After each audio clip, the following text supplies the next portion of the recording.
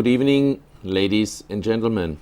Welcome back to our monthly program, ASEAN Community, Challenges and Opportunities. My name is Dr. Wilfried. As you know, I'm a board member of the Human Development Forum Foundation, a Thai registered foundation running ASEAN Community and strategic programs in English. Today, our main topic is ASEAN Community Social Cultural Pillar.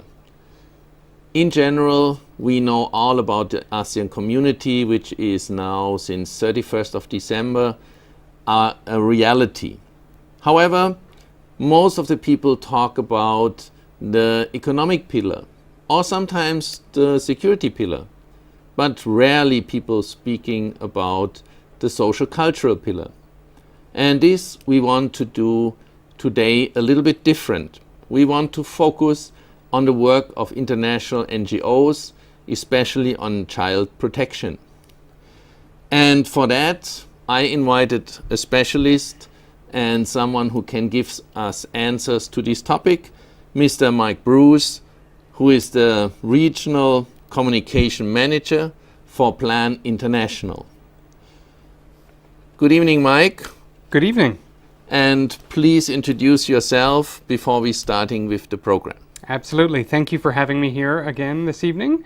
I work for Plan International, which works in 14 countries across Asia, including every ASEAN country except for Malaysia, Singapore, and Brunei. Previously, I worked on governance and rights in Pakistan and also worked for an organization that works with refugees on the Thai-Myanmar border and the camps that are there. I've lived and worked in Asia for just over 5 years. Okay, thank you very much for this short introduction.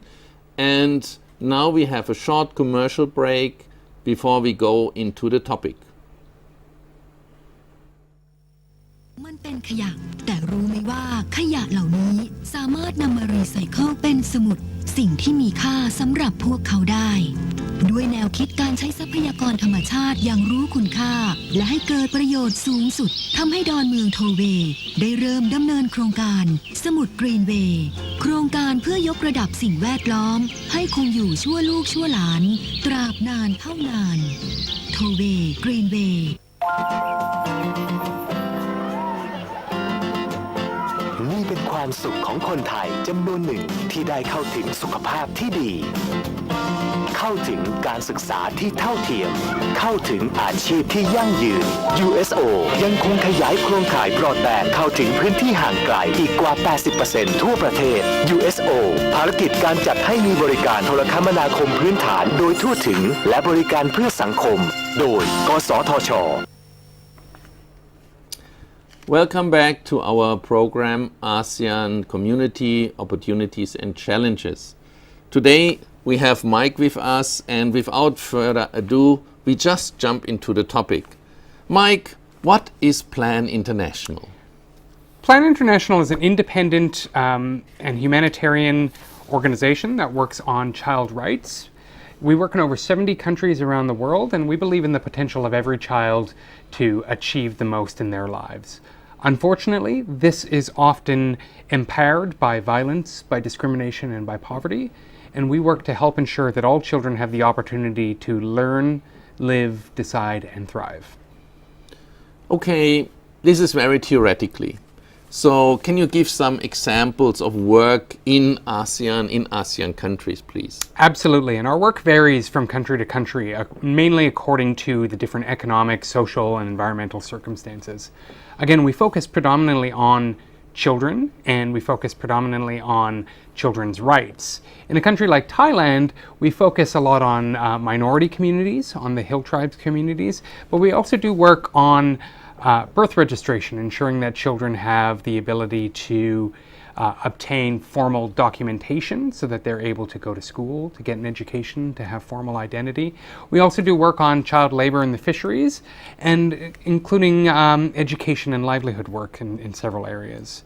In other countries like Vietnam, we have some of our most inspiring programs. We work with children from marginalized groups, mainly in urban environments.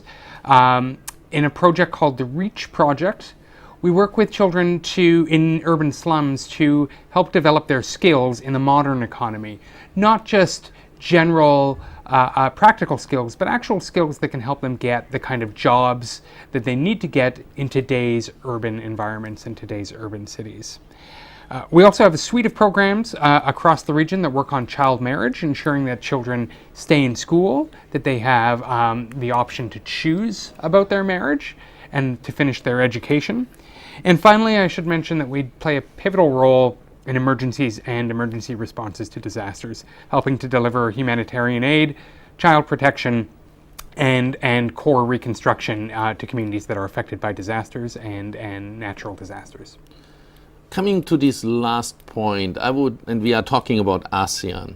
Can you tell a little bit about the ASEAN Safe School Initiative and what it is and what is the background? Absolutely, and the ASEAN Safe Schools Initiative is one of the most exciting regional programs that we have. We do work in several countries across the region, helping to work not just to build safer schools, but actually working with governments, with students and teachers to ensure that the curriculum incorporates ideas of how to prevent disasters, what to do in the event of a natural disaster, to ensure that when communities do face further emergencies, whether it's a massive disaster like the Indian Ocean tsunami or more localized disasters like landslides or flooding, that children know what to do and that they're able to work with their families, their neighbors, and their classrooms to ensure that they can get out safely and minimize the harm that is done in that situation. And in this context, how is the acceptance of these programs? You have a variety of programs. What is, let's say, the most favorite program? What people like in the communities? I think people generally appreciate our education work among the top priorities. We have worked in many communities in the region for decades. We've got very, very, very close links locally and on a local level. And people have often seen us work with their children right from preschool, from early childhood education, through their schooling, and then on to see a lot of children who might not have otherwise had the opportunity go on to college and go on to great youth employment opportunities. And if I look at your websites, there is a big picture of girls on. Does it have any sense behind? Absolutely. We do recognize that all children struggle with their rights, but we recognize that often it's girls who struggle the most. It's girls who struggle the most to have their own autonomy over their bodies. It's girls who struggle the most to be able to make their own decisions, whether or not it's about their education or it's about decisions about their occupation and to finish school. So we do really prioritize all children, but we recognize that there are a suite of additional barriers and obstacles that girls face in order to lead the kind of lives that they want to lead. So this is why you have this initiative, Because I'm a Girl. That's right, and Because I'm a Girl comes out of the International Day of the Girl, which is actually October 11th. It's a UN-recognized day that was enacted at the United Nations, due very much to the lobbying and presence of Plan International. It's a day that we really recognize not just the barriers that girls face, but also the successes that they have, the inspiration that they can bring to us, and the contributions that girls make to their societies.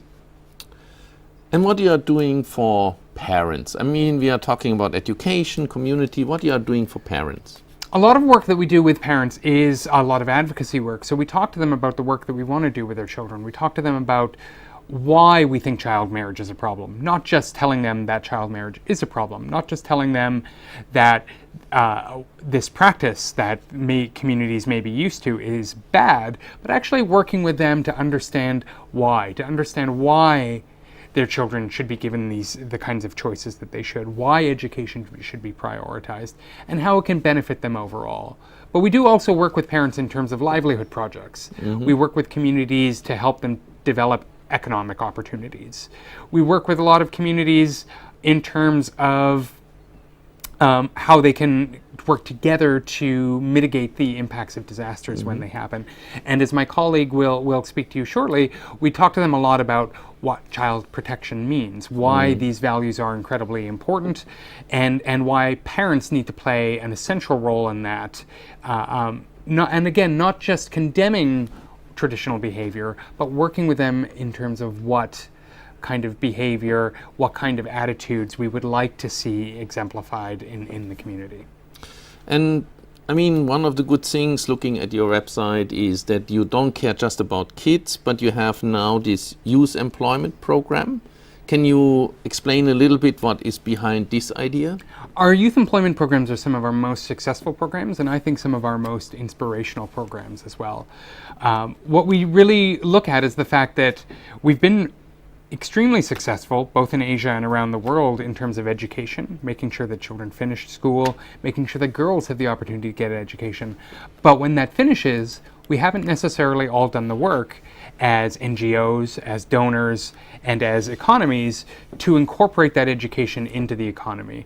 So we work with employers, we work with governments, and we work with the children and their families themselves to develop the kind of skills that they need to meet with the kind of success that they dream of in their economies.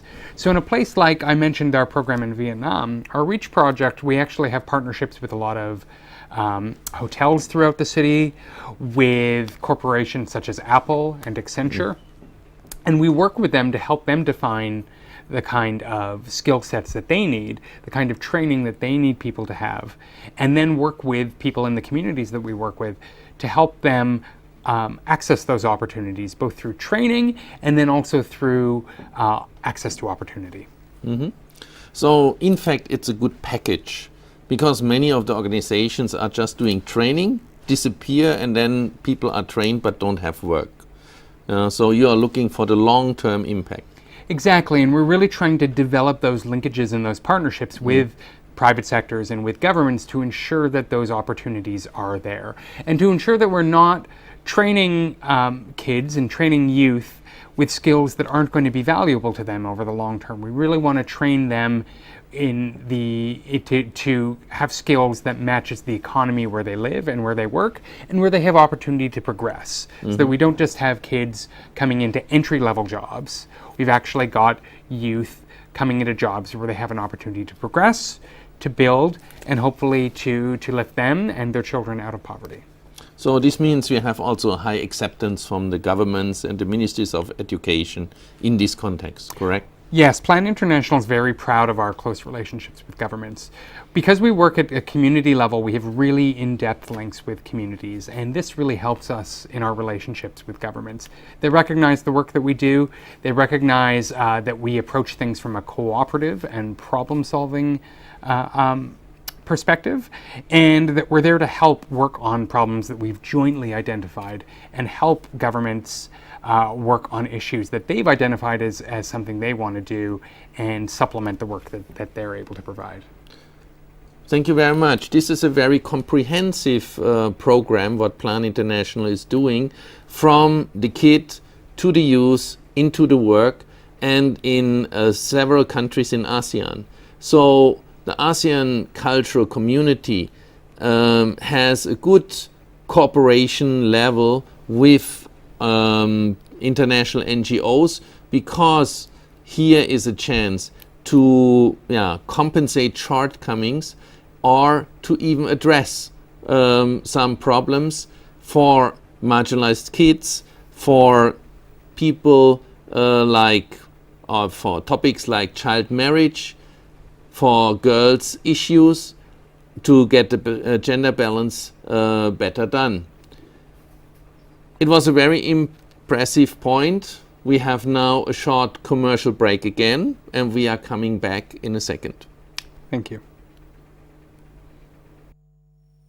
มันเป็นขยะแต่รู้ไหมว่าขยะเหล่านี้สามารถนำมารีไซเคิลเป็นสมุดสิ่งที่มีค่าสำหรับพวกเขาได้ด้วยแนวคิดการใช้ทรัพยากรธรรมชาติอย่างรู้คุณค่าและให้เกิดประโยชน์สูงสุดทำให้ดอนเมืองโทเวย์ได้เริ่มดำเนินโครงการสมุดกรีนเวย์โครงการเพื่อยกระดับสิ่งแวดล้อมให้คงอยู่ชั่วลูกชั่วหลานตราบนานเท่านานโทเวย์กรีนเวย์ตาอะไรอย่างเงี้ยเป็นมากี่วันแล้วคะหลายวันแล้วจ้าหมอการวินิจฉัยที่รวดเร็วเป็นสิ่งสำคัญด้วยโครงข่ายอินเทอร์เน็ตความเร็วสูงเพื่อสาธารณสุขทางไกลการติดต่อแลกเปลี่ยนข้อมูลระหว่างโรงพยาบาลเครือข่ายสามารถทำได้ทันทีมาถูกทางแล้วล่ะ USO ภารกิจการจัดให้มีบริการโทรคมนาคมพื้นฐานโดยทั่วถึงและบริการเพื่อสังคมครอบคลุมทั่วถึงทัดเทียมทั่วไทยโดยกสท Welcome back to our English program ASEAN Community Challenges and Opportunities. Today with Mr. Mike Bruce from Plan International, who pointed out a lot of their important work of this INGO concerning child protection. The general setting is clear. Children are the most vulnerable and children need our help. So against this background, what would be your final statement of the day? What I would say is I'd like to remind everyone that while children and girls do face tremendous barriers in many communities, both in this region and around the world, that they also bring tremendous potential and tremendous value and tremendous hope to our communities, that our future is rooted in children and in the ensuring that we have equality for girls in all of our communities. And I'd encourage all of your viewers to join us on October 11th, the International Day of the Girl, to recognize that potential, to recognize those contributions, and to also recognize the significant barriers that remain and the significant struggles for equality and for children's rights that we still face. Okay, thank you very much, Mike. This concludes our program for today. One of the things I would like to say in the end, we were all kids and we think about our parents. So wherever you are today, you have to say thank you to your parents, but also to supporting organizations like Plan International or other organizations helping children to develop to their best opportunities. Today, again, thank you very much for your thoughts. I would like to thank for the team before and behind the cameras and see you next week in the program again. Thank you very much.